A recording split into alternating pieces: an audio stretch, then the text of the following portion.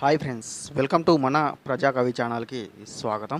Friends, ఈరోజు వీడియోలో మనం ఈ సృష్టి రహస్యం అనేది మనకు ఒక అందరాని పండు వలె ఉంటుంది. ఎలాగైతే నిండు పున్నమి నాడు చంద్రుడు ఒక అందరాని పండు వలె లావుగా ఉంటాడో, అదేవిధంగా ఈ యొక్క సృష్టి రహస్యం అనేది కూడా ఈ అంతరిక్షంలో ఒక అందరాని పండు వలె ఉంటుంది. కానీ ఆ పండు ఏ చెట్టు కాచింది, ఆ చెట్టు తల ఎక్కడ తోక ఎక్కడ అనేటువంటి విషయాన్ని మాత్రం తెలుసుకోలేరు. సో ఇదే విషయాన్ని వేమన గారు తన అద్భుతమైనటువంటి పద్యం ద్వారా తెలియజేయడం జరిగింది. ఆ పద్యం ఏంటన్నది ఇప్పుడు చూద్దాం. అందరాని పండందడవి వెన్నెల బయట, నుండు చూడ దొడ్డ పండుగాను, పండు పండిన చెట్టు పట్టంగలేరయ్య, విశ్వదాభిరామ వినురవేమ. అంటే ఇక్కడ చూడండి ఫ్రెండ్స్, అందరాని పండందడవి వెన్నెల బయట, నుండు చూడ దొడ్డ పండుగాను అంటే నిండు పున్నమి రోజు వెన్నెల బయట చూడడానికి ఒక నల్లటి దట్టమైనటువంటి అడవిలో చంద్రుడు అనేవాడు చూడడానికి ఒక అందరాని పండు వలె ఒక లావు పండులాగా ఉంటాడు.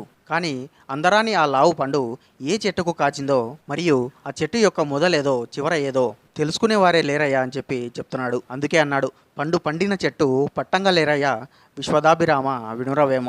అంటే ఫ్రెండ్స్, ఇక్కడ వేమన గారి ఉద్దేశం ఏమిటంటే, ఈ యొక్క సృష్టి రహస్యం అనేది లేదంటే ఆ పరమాత్ముని స్వరూపం అనేది నిండు పున్నమి నాడు చంద్రుడు అనేవాడు ఎలాగైతే పండు వెన్నెలలో ఒక అడవిలో కాచిన అందరాని లావు పండు వలె ఉంటాడో, అదేవిధంగా ఆ పరమాత్ముని స్వరూపం అనేది కూడా అంతరిక్షంలో చాలా అద్భుతంగా ఈ విశ్వం అంతటికి వెలుగునిస్తూ అందరాని పండు వలె ఉంటుంది. కానీ ఆ విధంగా అందరాని పండు రూపంలో ఉన్నటువంటి ఆ పరమాత్ముని స్వరూపం అనేది ఏ చెట్టు కాస్తుందో, ఆ చెట్టు యొక్క మొదలేదో చివరేదో తెలుసుకున్న వారు లేరు అని చెప్తున్నాడు. అందుకే అన్నాడు, పండు పండిన చెట్టు పట్టంగా లేరయ్యా, విశ్వదాభిరామ వినురవేమ.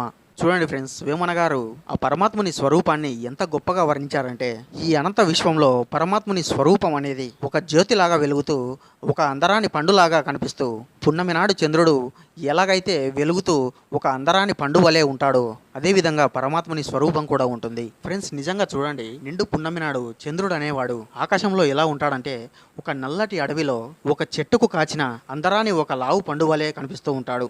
కానీ ఆ చంద్రుడు అనేవాడు వాస్తవానికి ఏ చెట్టుకు కాయడు, కానీ చూడడానికి అలా కనిపిస్తాడు.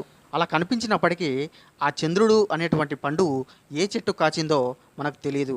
ఒకవేళ తెలిసినా ఆ చెట్టు యొక్క మొదలేదో చివరేదో కూడా తెలుసుకోలేం. సో అదేవిధంగా ఈ అనంత విశ్వంలో పరమాత్ముని యొక్క స్వరూపం అనేది నిండు పున్నమి నాడు ఆకాశంలో చంద్రుడు అనేవాడు ఎలాగైతే అందరాని పండు వలె ఉంటాడో, అదేవిధంగా పరమాత్ముని స్వరూపం కూడా ఈ యొక్క అనంత విశ్వంలో ఉంటుంది.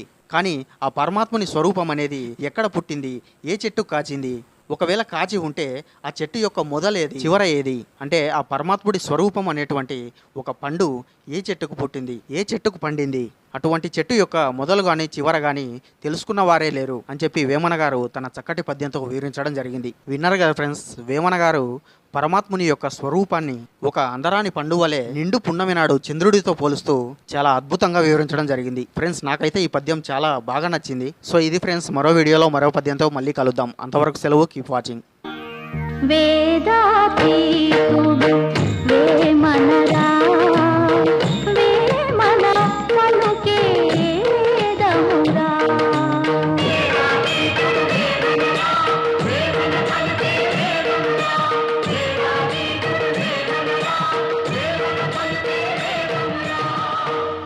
ఫ్రెండ్స్, ఈ వీడియో మీకు నచ్చినట్లయితే లైక్ చేయండి, నచ్చకపోతే షేర్ చేయండి.